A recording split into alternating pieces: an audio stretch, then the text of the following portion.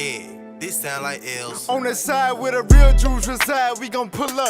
Hoary heads in them young lines when we pull up. Camp signs in the down flies when we pull up. Prophesying, casting down lies when we pull up.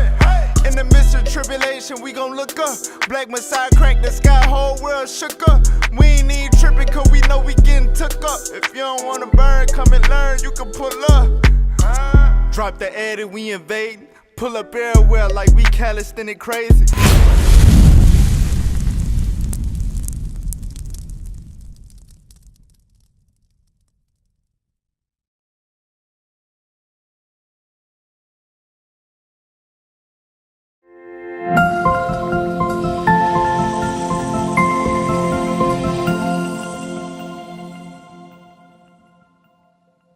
My name is Emmanuel. I just want you to direct your conversation this way. I'm listening to you.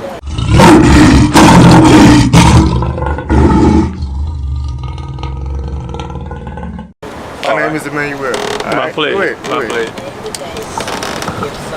What I'm hearing, your brother, well, you might not even consider me a brother, but anyway, I know I'm a human being. Let me say it that way. But what you're saying is kind of contradictory of what God said. In other words, people that don't look like me are not really considered human. That's what I'm getting from him. Well, that's what I'm getting from him, because he started in Romans chapter 9 as it relates to the seed of Abraham. Through his seed, we know. Scripture said through his seed, all nations, not just some nations, but all nations should be blessed. At least that's where I read it, right? Am I right in saying that?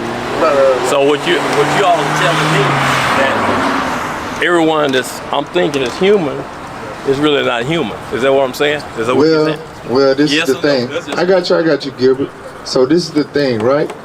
God never said that all humanity was his children. That's not in the Bible, right? As a matter of fact, give me 2 Ezra chapter 6 and start at verse 54. It was always a distinction between the sons of God and the sons of men. And you got the sons of the wicked, right? So watch this, read what you got. And after these, Adam also, whom thou madest Lord of all thy creatures. Of him come we all. So all humanity comes from Adam, right? Adam is the first formed man, correct? That's my understanding, that's my knowledge, that's what I believe. Got you, right, and that's correct. Go ahead. And the people also whom thou hast chosen. So everybody came from Adam, as well as the people who God chose, which is who? The seed. Who are the people that God chose? From the seed of Abraham. Those are his chosen people. What's the identity? They call them children of Israel. Israelites. Israelites. So you got everybody that came from Adam, and you got the children of Israel, right? Watch this. All this have I spoken before thee, O Lord, because thou madest the world for our sakes. So the Lord made the world for his chosen people's sake. Do you understand that? What does it mean? What you mean? I'm asking you, what does it mean? So Christ, right? He's the Son of God. He is the heir, right? So in Psalm chapter 2, the Lord said that he would give him the heathen for his inheritance. Right. Do you know what that means? What does the word heathen mean? Non-Israelites. Right. So the Lord said that he's going to give his son the heathen for his inheritance. And the believers of Christ will be joint heirs with him. Meaning what? They're going to inherit power over the world, power over the nations with him. Right. That's why it says the world was made for their sakes. All right? But watch this. Go ahead.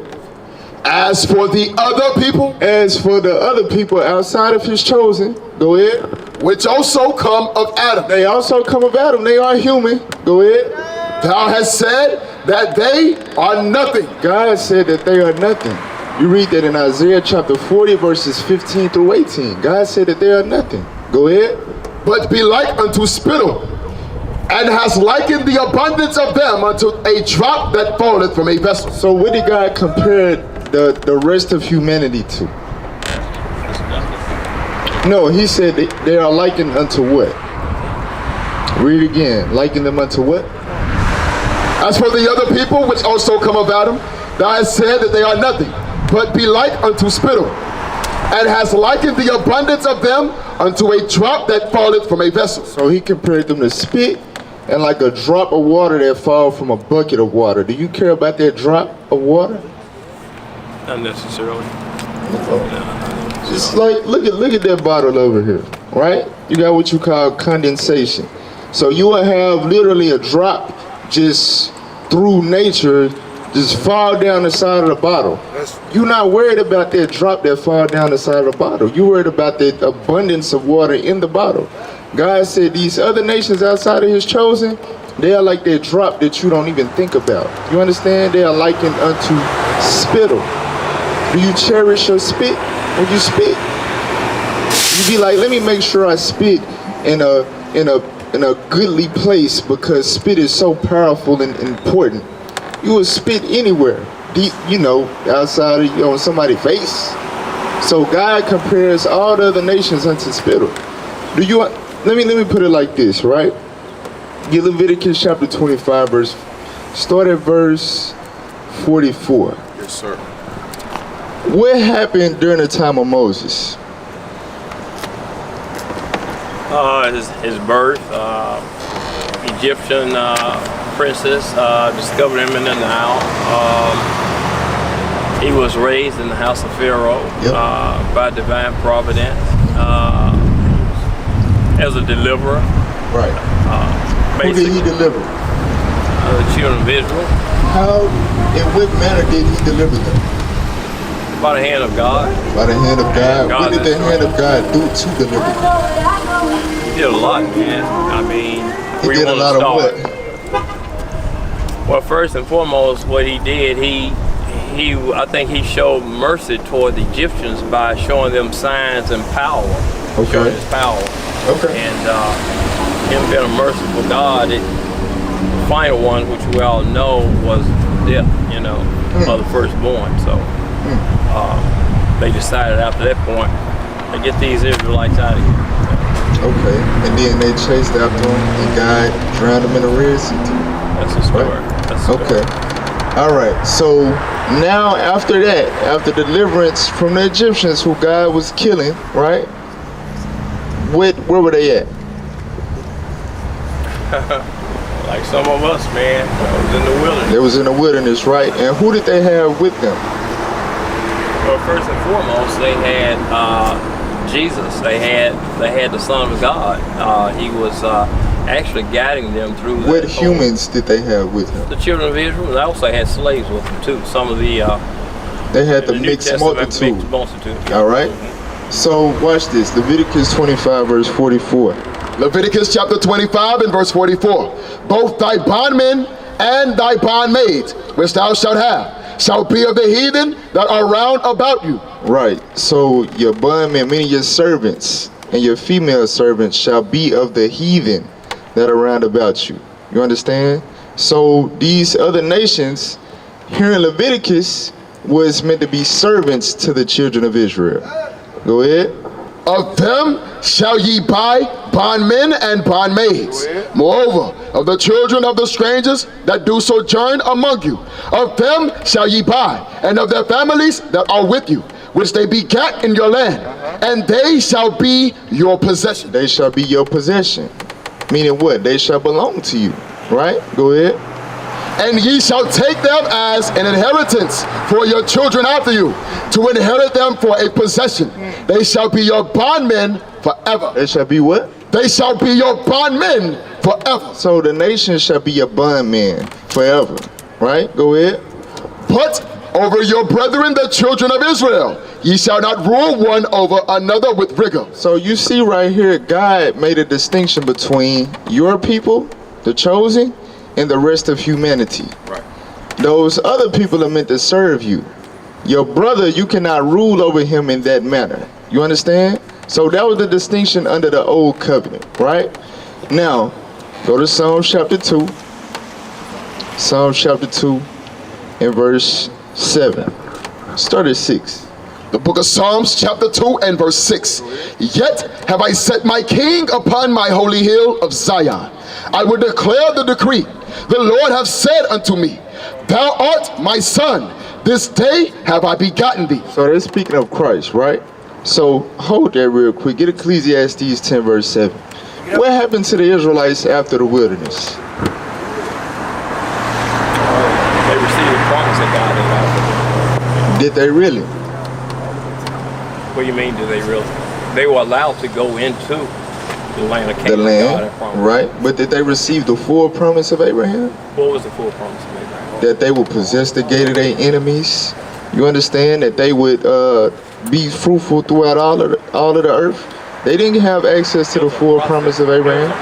I agree. It was a process, right? So that's the point.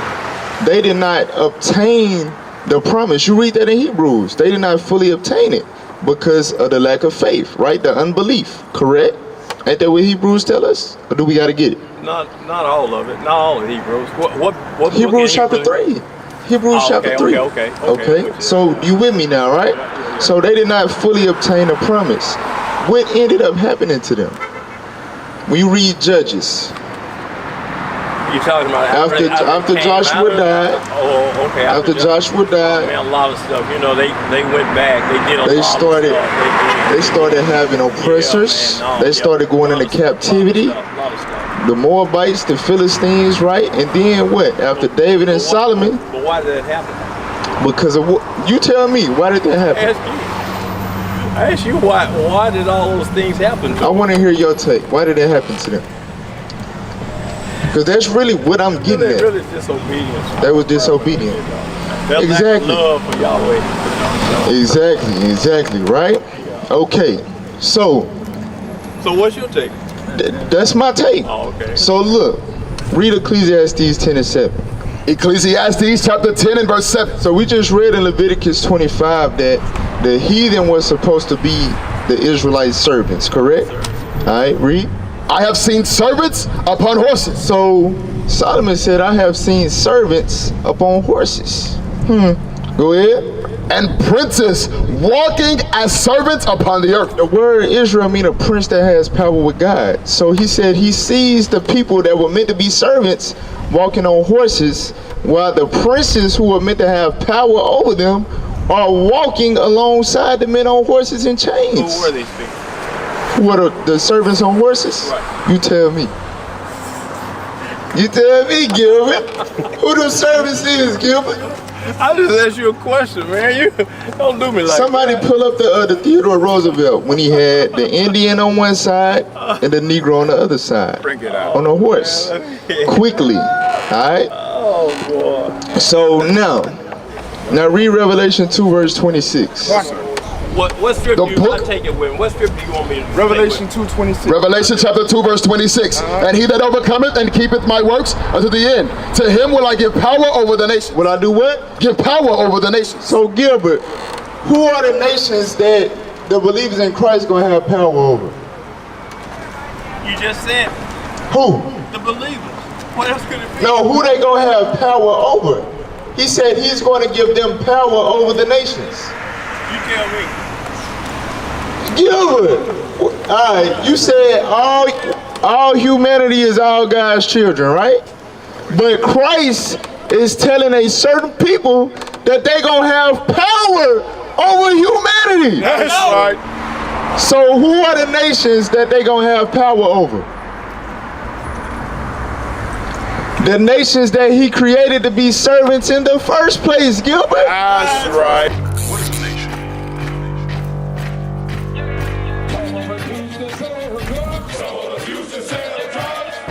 Nation is men leading by example.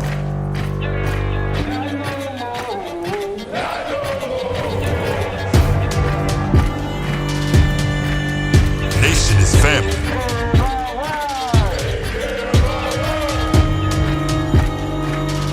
Nation is community. Nation is children with role models.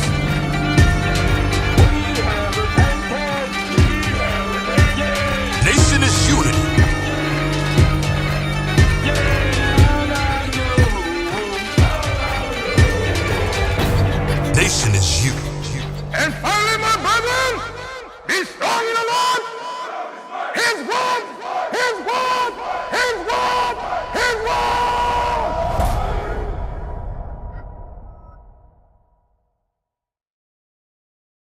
stick. What club was that at? That was admit that a lot of people don't even realize they. I've called her. She hasn't responded. I've called her more than a few times. With the Zulu Nation, I'm like, what the hell is this? I know nobody know what I'm talking about. You'll leave me on the island by myself. I don't know what the hell Bishop's talking about. That's what y'all do. Then after class, yeah, I knew what you were talking about. I just don't want to be caught out there. The hell is this? Get on my damn nerves. So read that again. 30.